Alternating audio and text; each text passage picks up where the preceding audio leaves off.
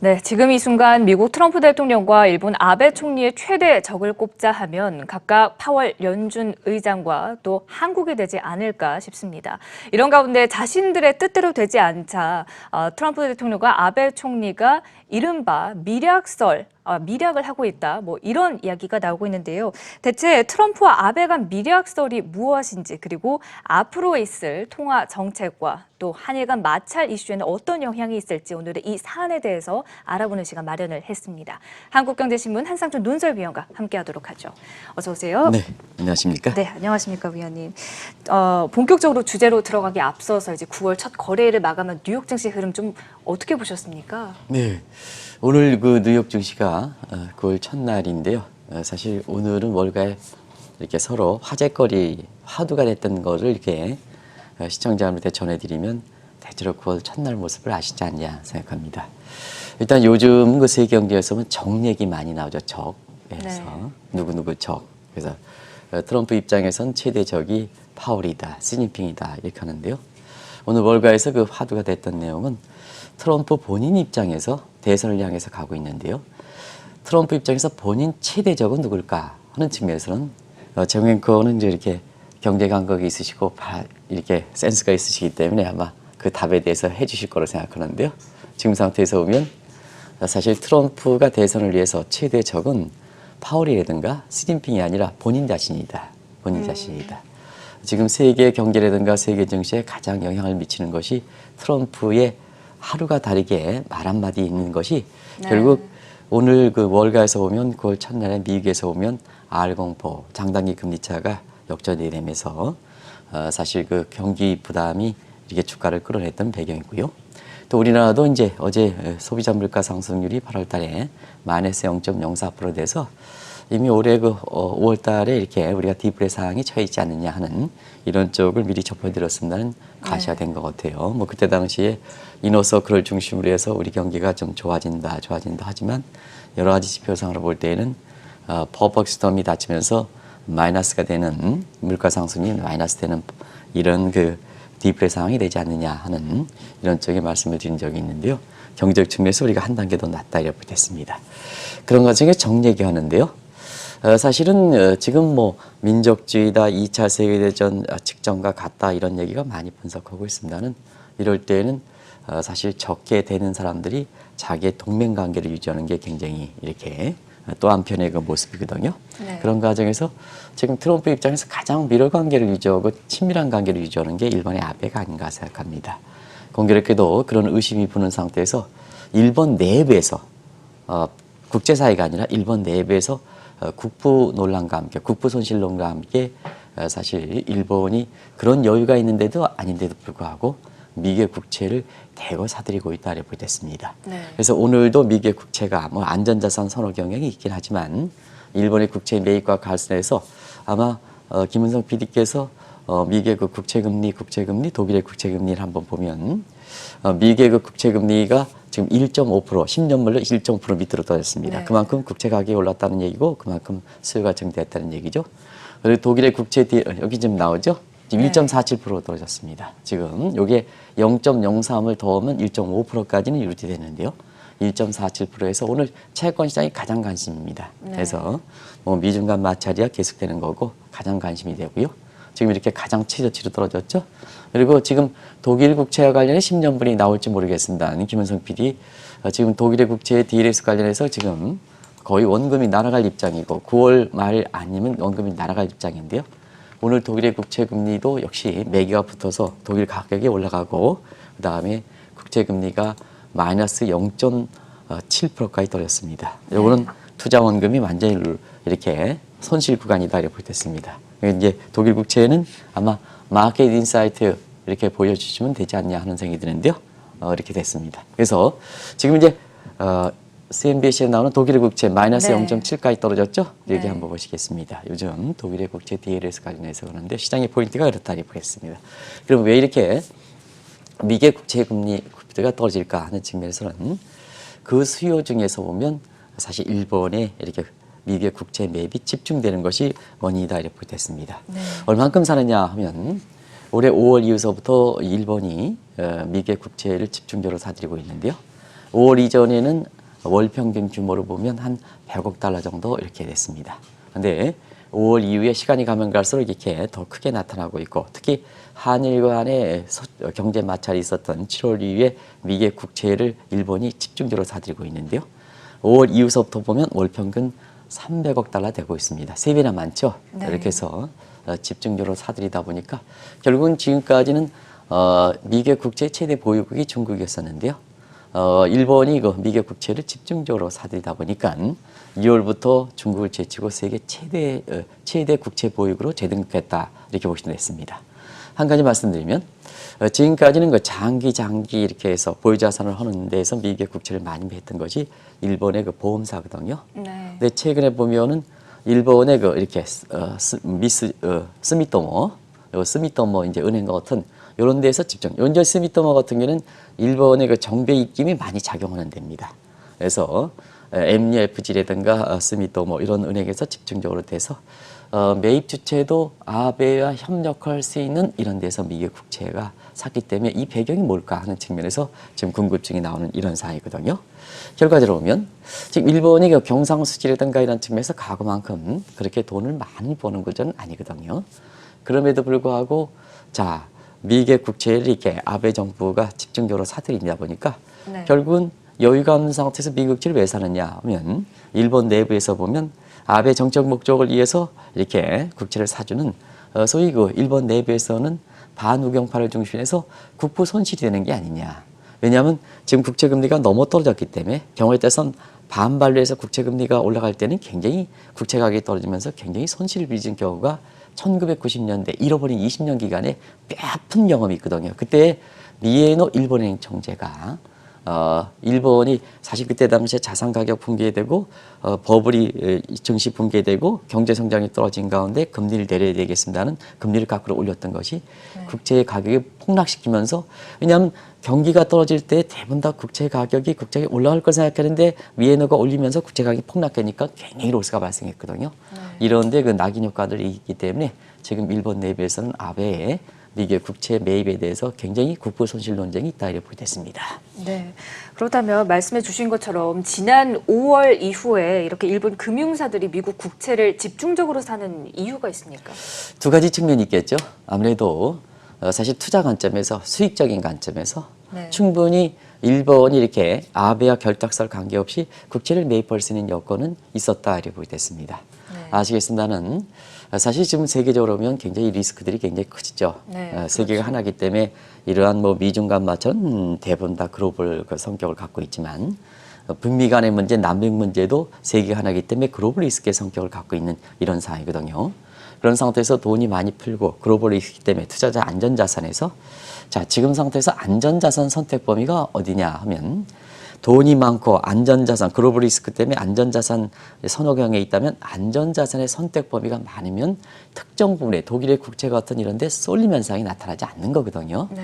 근데 일전에도 말씀드렸으면 지금 안정자산을 선택할 수 있는 범위가 그렇게 많지는 않지 않습니까? 네. 지금 생각하기에 실물 부분에서는 금보다 은, 그 다음에 국채 정도에는 사실 대부분 모든 국가들이 신흥국 국가 어제 알아봤습니다는 신흥국 국채에도 지금 디폴트 우려가 많이 제기되고 있지 네, 않습니까? 그렇죠. 아리엔트 같은 경우.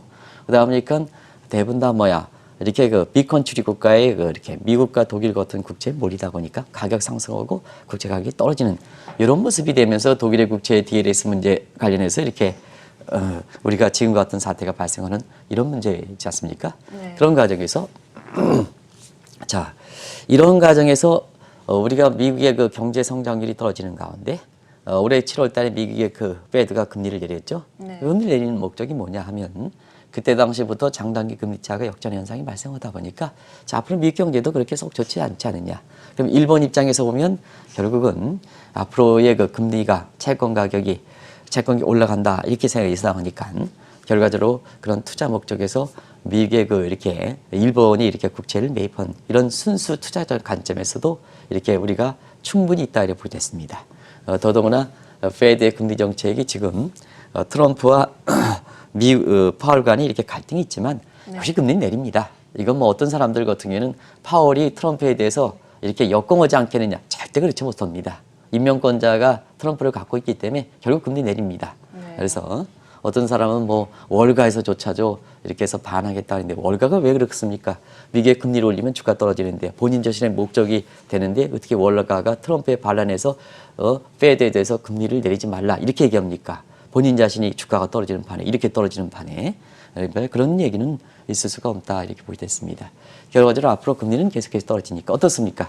채권 가격이 더 올라가겠죠. 그래서 순수적 관점에서 이렇게 일본이 이렇게 투자 관점에서 국채를 매입한 그런 충분한 근거는 있었다 이렇게 보시면 되겠습니다. 네.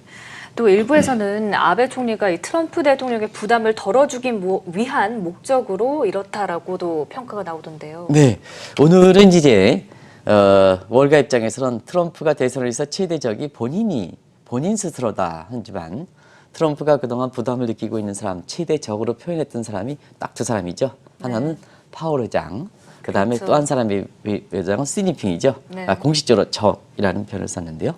그 한 사람 중에 아마 파월 의장이 최대 적이다 하는데요. 그 갈등 관계는 잘들 아실 겁니다. 자, 그렇다 보니까 자, 우리가 파월과 이렇게 트럼프 관계는 간단히 이렇게 말씀드리면 작년에 9월부터 공식화돼 있죠. 그 다음에 작년 12월에 작년에 4차례 걸쳐서 금리를 올린 마지막에서 결국 임명 포기 문제까지 검토했다가 네. 올해는 미국의 주가가 떨어지다 보니까 증시 안정, 경기 안정을 위해서 대선에서 가장 결정적인데 주가가 떨어지다 보니까 결국은 트럼프 입장에서는 100% 파월에 신뢰한다. 근데 사실상 이렇게 시간이 가면 갈수록 이렇게 본인 자신이 이렇게 굉장히 어렵다 보니까 금리를 대폭 내려야 되는데요. 본인은 금리를 대폭적으로 내릴 필요가 있었죠. 그 의향이 0.5%에서 1%포인트까지 내려달라 하는데요. 파월은 본인의 입장을 갖다 보니까 결과적으로 자, 이게 지금 상태에서 네. 본인이 임명 처리했다가 본인 임명권자인데 처리했다가 100% 신뢰했다가 지금 최대 적이다 하니까 미국 내에서 계속해서 트럼프와 파월 간의 갈등을 트럼프가 조정하면 대선에서 보면 절대적으로 또 증시라든가 경기적 측면에서는 절대적으로 트럼프의 부담이 되다 보니까 우리나라도 그렇지 않습니까? 우리나라도 문제가 터지면 뭐냐 옛날에 무장공비가 내려왔다 해서 관심을 이렇게 받기지 않습니까? 또 미국도 뭐냐 지금 여러 가지 문제 있을 때 다른 나라 두들기는 것도 바로 관심권 책임 문제를 다른 데 돌리기 위해서 그렇거든요. 그 다음은 이거 어떠냐 하면 자 금리는 내려야 되는데 파월과 갈등 문제 때문에 금리를 내리지도 못하다 보니까 자 아베 당신 입장에서 자 우리와 밀접한 관계를 가지려고 하다 보니면 자 국채를 좀 사둬라. 그럼 국채를 사면 어떻겠습니까? 그 국채 가격이 올라가고 국채 금리가 떨어지겠죠. 대체로 면 투자 관점에서 이렇게 본다면 국채를 10년물 정도 이렇게 사는데요. 자 10년물 장기물이죠. 그 트럼프가 협조해서 아베가 미국의 국채를 그 집중적으로 사주게 될 때는 국채 가격이 올라가고 10년물 금리가 떨어지겠죠. 그렇죠. 자, 그러면 이제 파월 의장은 정책 금리를 안 내린다. 그러면 단기 금리 정책 금리 영향을 받기 때문에 내리지 않는다면 10년물은 미국의 협조해서 아베가 이게 집중적으로 하니까 10년물 금리는 더 떨어지겠죠. 네. 그다음에 장단기 금리가 역전 현상이 된다. 장단기 금리 현상이 되면 경기가 이렇게 떨어지고 주가가 떨어지면 파월 의장 당신 뭐냐 증시라든가 경기 안정에 책임이 맡고 있는데 지금 장단기 금리 차가 이렇게 떨어져서 사실 미국의 경기라든가 증시에 이렇게 떨어지는데 당신은 뭐 오느냐? 이렇게 트럼프 입장에서는 본인의 입장을 아베라는 사람을 통해 가지고 본인의 입장을 파월을 죽이게 나선다는 얘기거든요.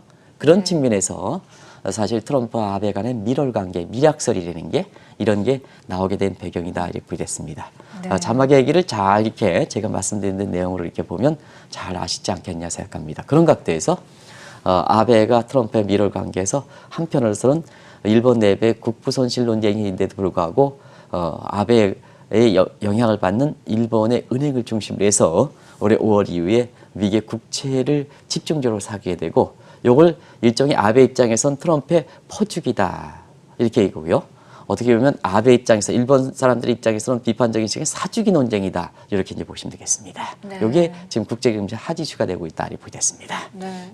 그렇다면 파월 연준 의장은 과연 최근 이렇게 지속되고 있는 장단기 금리 역전 현상에 대해서는 좀 어떻게 바라볼까요? 네, 어떤 분들이 지금 장단기 금리 차에 대해서 그건 허풍이다. 그럼 뭐 과거처럼 그건 뭐냐 미국 경기의 침체를 의미하지 않는 거다 하는 이런 쪽의 얘기가 됐습니다는 절대 그렇지는 않습니다. 왜냐하면 장단기 금리 차라는 것은 경제를 예고하고 진단하는 지표에서 가장 유용한 지표다 하는 걸 말씀드리겠습니다.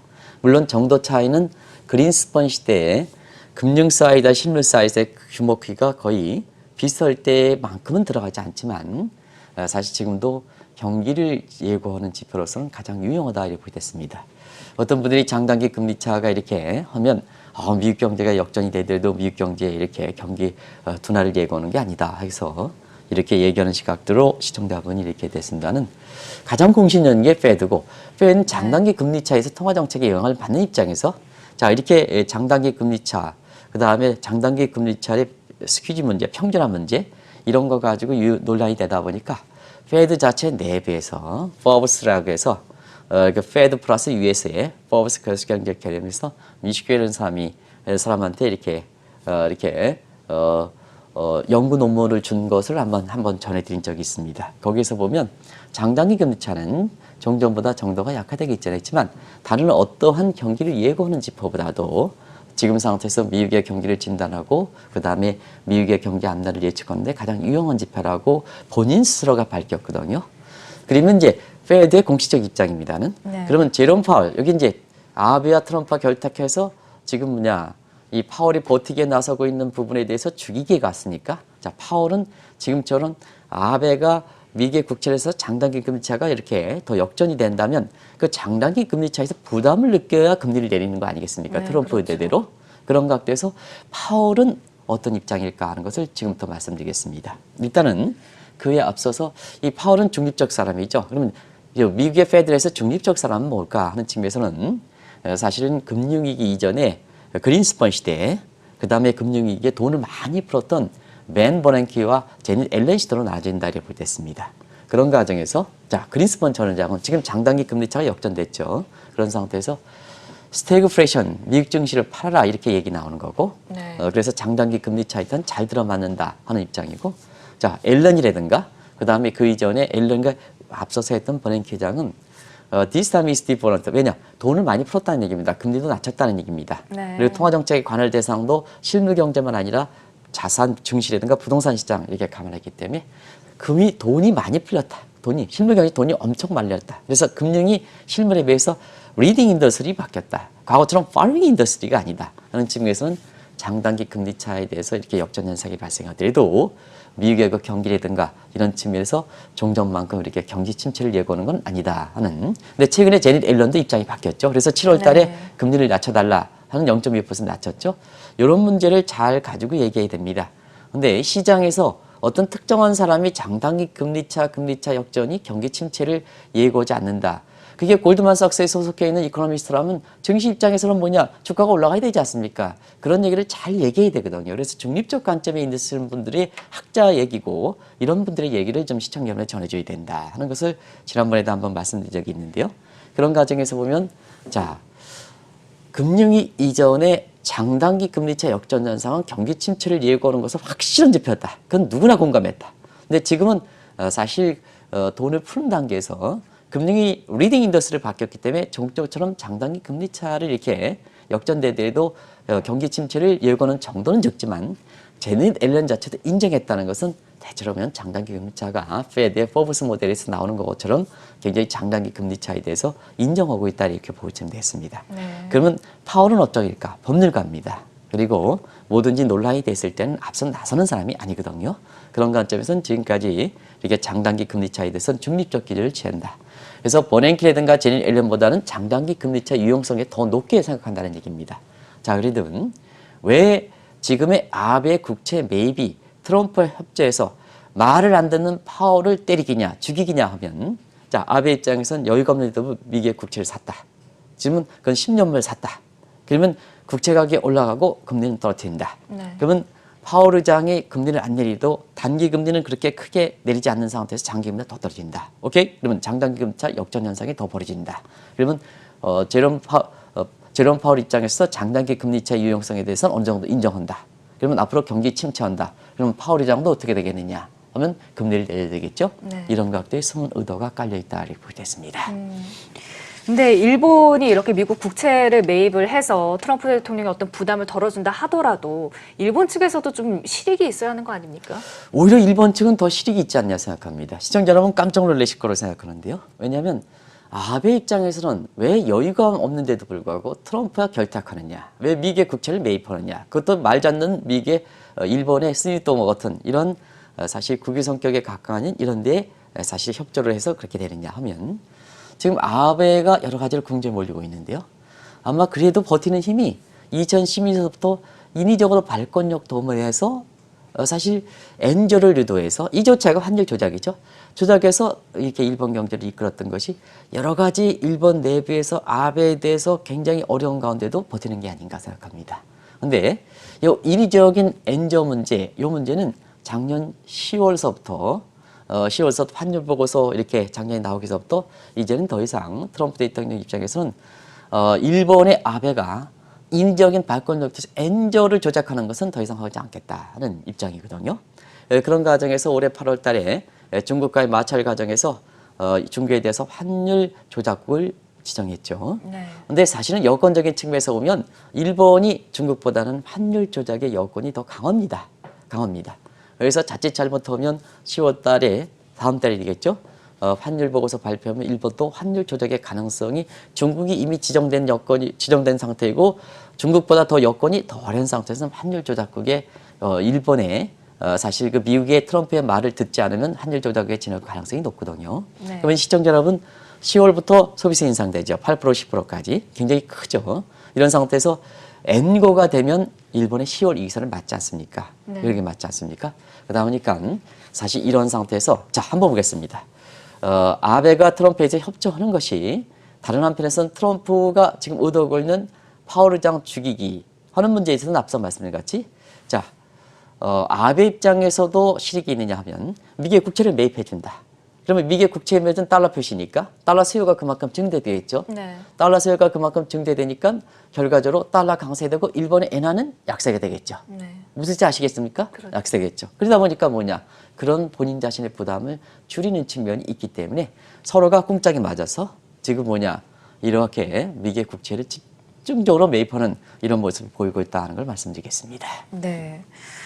이렇게 보면은 트럼프 쪽이나 아니면 아베 총리 쪽이나 둘 다의 목적이 이제 달성이 되는데 그런 가운데서 유럽에도 불통이 튀고 있다고 하는데 이게 무슨 소리입니까? 네, 유럽 불통이 터졌죠. 왜냐하면 사실 지금 상태에서는 오늘도 유로 달러 환율이 1유로 1.1달러 밑으로 해서 이제는 1유로 1달러 등가스까지 이렇게 근접하는 이런 상황인데요.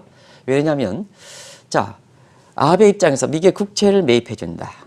그러면 국채를 매입해주면 한편으로서 미국의 금리가 떨어지다 보니까 사실 파월 의장 죽이기에 트럼프 목적이 달성되는 거죠. 그리고 아베 입장에서는 자, 이 미국의 국채를 매입하는 것에서 이렇게 달러 수요가 증대하니까 자, 달러 강세되고 본인 자신은 엔저가 되니까 본인 목적을 달성하죠. 근데 트럼프 입장에서 부담이 되는 게 하나가 있죠. 자, 이 과정에서 달러가 강세가 되는 문제가 있죠. 달러 강세되는 문제. 그러면 자, 본인은 지금까지 뭐냐? 이 달러 약세를 계속해서 약세를 여치지 않습니까? 근데 양국이 꿍짜랑 맞아서 미국의 국채를 매입하는 것에서 엔화 약세는 아베 목적이 달성하고 그다음에 파월 죽이기는 트럼프 목적이 달성하지만 그 후유증에서 달러가 강세가 된단 말이에요. 그런 측면에서 보면 자 지금 측면에서는 동맹국 중에서 지금 이렇게 보면 이렇게 관계가 흐트러졌던 것이 독일과 이태리 이런 유럽 국가들이거든요. 유럽 국가 입장에서 파월 의장은 트럼프 대통령은 지금 뭐냐 영국의 이렇게 존슨 대통령이랑 같이 존슨 총리랑 같이 딱 붙이고 나머지 대륙 국가들과 간이 안 좋거든요. 그런 상태에서 보면 자 유로가 지나치게 높다. 이 배경에서 나오는 겁니다. 유럽의 지나치게 높다. 지나치게 높으니까 자 왜 그러냐면 달러 인덱스상에서 유로 비중이 58%거든요. 그러면 유로가 지나치게 높으면 달러 인덱스 높아지겠죠. 달러 강세되겠죠. 그러면 본인은 달러 약세가 되는데 그래서 뭐냐 유로 가치가 약세를 해라. 그러면 약세를 하니까 지금 유로 가치가 계속해서 떨어지고 유럽 내부 문제가 있죠. 자 그러다 보니까 미국의 국채 매입 과정에서 사실 달러가 강세되는 부분이 유로와 가치가 지나치게 높다. 낮으라. 그러면 달러 인덱스상의 유로 비중이 58%니까 유로 가치가 떨어지면 뭐냐 달러 인덱스는 올라가지 않게 됐죠. 여기 국제 정세거든요. 국제정세. 그러다 보니까 유로화에 이렇게 강세를 그렇게 저지해서 약세를 지지하다 보면 결과적으로 보면 자막이 좀 지지 부분이 저지가 됐어요. 그래서 미국의 국채 부담을 줄이는 이런 문제가 발생하고 있다 이렇게 보게 됐습니다. 네. 아베 총리는 이제 자신의 목적으로 이렇게 미국 국채 매입을 하고 있다. 여기에 대해서 이제 좀 비판이 일고 있는 가운데 또 지난 주말에는 미국의 농산물까지 사주기로 또 합의하지 않았습니까? 근데 결국 이제 그 문제가 네. 사실 지금은 이렇게 미중 간 마찰에서 지난번에 어떤 분이 말 한마디에서 한참 높은 회담을 준비하고 있다 해서 이제 끝난다. 그렇지 않다. 미중 간 마찰은 계속 대선 이후까지 계속된다 하는 이런 쪽에서 일희일비할 필요가 없다 하는 것을 계속해서 말씀을 드려왔었는데요. 지금 그런 모습이 계속되지 않습니까? 결국 중국 입장에선 WTO 제소하고 그다음에 미국 입장에선 계속해서 사실 그 보복 관세에 대해서 9월 1일 기해서 15% 이렇게 당초 계획대로 두들기는 모습이 이렇게 전개되고 있죠. 네. 그런데 트럼프 입장에서 이렇게 미국과 중국 간의 마찰이 지속되다 보니까 본인 대선이 치러지는 입장에서 보면 사실 미국의 중서부의 곡창지대 같은 경우에는 지금 이제 추수가 끝난 상태거든요. 그러다 보니까 미리 이렇게 되고 대두가 지금 수확이 막 시작되거든요. 그러다 보니까 트럼프 입장에서는 가장 대선에서 한편으로는 저소득층의 제조업계층, 그다음 농민계층이 마음을 달래야 되거든요. 농민계층. 그럼 농민계층은 달래야 되는데요. 사실 지금 수확이 막 시작되고 재고도 많이 쌓여있다는 것은 밀과 그다음에 대두 같은 것을 좀 팔아줘야 되거든요. 근데 팔아줘야 되는데 중국이 최대 수요처인데 지금 안 팔아주죠. 그러다 보니까 아베 입장에서는 원래 지금 일본은 농산물의 선진국입니다. 웬만하면 농사에 자급자족 놓습니다. 그래서 시청자 여러분, 일본은 선진국에도 불구하고 농업이 이렇게 수입이 그렇게 많이 필요한 국가는 아닙니다. 그럼에도 불구하고 자, 중국이 안 사준다. 그럼 트럼프 입장에선 농민을 달래지 못하니까 대선에 불리하니까 자, 아베야 자꾸 이렇게 맞아가지고 밀이든가 그다음에 대두 같은 일본 입장에서 그렇게 크게 이렇게 필요한 상황은 아닌데요. 이걸 왕창 사주고 있습니다. 대두 같은 경우는 450만 톤, 대두가 콩이 굉장히 큰데요. 아주 대폭적으로 사주게 되는 거거든요. 그러면 국채 매입과 함께 농산물도 다 크니까 트럼프 입장에서 부담을 완화시켜 주는 거죠. 대선 입장에서. 네. 그래서 지금 미중 간 마찰에서는 계속해서 두들긴다 하더라도 본인 자신이 미중 간 마찰에서 최대 맹점을 대고 있는 미국의 농산물을 중국에 팔아주는 문제가 일본이 그걸 대신하다 보니까 결과적으로 사실 아베가 자기의 정책 목적을 이렇게 달성하기 위해서 트럼프의 희생양이 된다 하는 얘기가 일본 내부에서도 국채 매입의 그 국부 이렇게 손실, 국비 낭비 문제와 함께 이렇게 거론되는 배경이다 이렇게 됐습니다. 네. 아베 총리가 이렇게 트럼프 대통령에게 일방적으로 퍼주기 해주는 것이 한국을 겨냥하고 있다 이런 이야기도 나오던데요. 이 얘기도 심심찮게 나오죠. 왜냐하면 지금 이제 한일 보복 문제에 대해서는요, 지금 안보 문제까지 이렇게 돼서 지금 국제사회 이렇게 쭉 보면 지금 어떤 분 우리 민간 연구소에서 나오신 분이 금방 끝난다 하는데요. 지금 끝나기는 굉장히 어려울 것 같습니다. 이렇게 감정 싸움이다, 자존심 싸움이다. 국제사회에서는 이 자존심과 감정 싸움이 없어야 되는데요. 그런 상황까지 이렇게 되는 적이라는 그 얘기하는 그 자체가 감정 싸움이거든요. 저희들도 국제협상에 참여합니다. 마지막으로 하지 말아야 될 게 있습니다. 이렇게 국제협상에 나서는 사람들, 특히 최고 통상할 때는 상당히 아무리 밀더라도 적이라는 표현을 쓰지 말아야 된다. 두 번째는 최고 경영자들, 우리나라에서 회장이라든가 CEO라든가 이런 사람들이 아무리 밑에 직원들이 이렇게 잘못한다 하더라도 당신 금방 해고시킨다 이런 얘기는 하지 말아야 된다. 이게 넘어야 될 선을 넘지 말아야 되는데 그게 지금까지 그러면 그건 결국 감정이 겹쳐졌다는 얘기거든요. 그런 각도에서 사실 지금 상태에서 한일 간의 그 경제 보복 감정 싸움이 이렇게 되다 보니까 기본적으로 굉장히 오랫동안 가는 게 아닌가 하는 이런 생각이 드는데요. 사실상 그렇습니다. 지금쯤에서 국제사회 이렇게 분위기 보면 아베 굉장히 불리한 쪽으로 가는 입장이고 실질적으로 보면 우리가 2개월간의 모습의 수출 경계면 일본이 더 이렇게 우리가 270배가 불리하다 하는 입장이고 일본이 유리하다는 게 거꾸로 23배가 오히려 우리가 피해액이 적게 나왔지 않습니까? 그러니까 일본이 굉장히 어렵다 보니까 결과적으로 보면 자 한국에 대해서 수출 통제한 한국에 대해서 분위기를 이렇게 대야 되는데요. 지금 입장에서 보면 미국이 그 분위기를 하는데 굉장히 중재 역할을 하는데 가장 유리하지 않습니까? 그러다 보니까 미국의 입장의 국제 분위기에서 주도 역할을 한다면 아베 입장에서는 자기 자신의 농산물 수입이라든가 국채 매에서 트럼프의 입장에 파월을 죽이고 그다음에 시진핑의 입장에서 적이라는 부분에 대해서 이렇게 협조를 콩이라든가 밀수하면 아베 입장에서는 트럼프를 확실히 잡는 거거든요. 확실히 잡으면 한일 간의 모브에서 중재 역할로서 가장 부각되고 있는 우리 입장에서도 굉장히 절실한 트럼프 입장에서 어떤 쪽으로 손들어 주겠느냐 하는 책이거든요. 그래서 이 대목도 국제사회에서 한일 간의 모에서 불리한 본인 자신의 입장, 아베 입장을 좀 이렇게 우호적 분위기에 대해서 좀 한국을 때리기 내지는 한국을 극단적 표현하면 죽이기 이런 식으로 파월과 그 다음에 사실 한국을 이렇게 어렵게 하는 이런 쪽에 이렇게 일맥에 이렇게 있지 않느냐 해서 우리 입장에서도 이 문제는 굉장히 관심이 되는 이런 사항이다 하는 걸 말씀드리겠습니다. 네, 최근 각국의 무역 분쟁 등으로 우려가 계속되고 있는 가운데 아베 총리와 또 트럼프 대통령의 밀약설에 대해서 오늘은 그 배경과 또 이유 등 심도 깊게 좀 도움 말씀 들어봤습니다. 지금까지 한국경제신문 한상준 논설위원이었습니다. 말씀 고맙습니다. 네, 고맙습니다.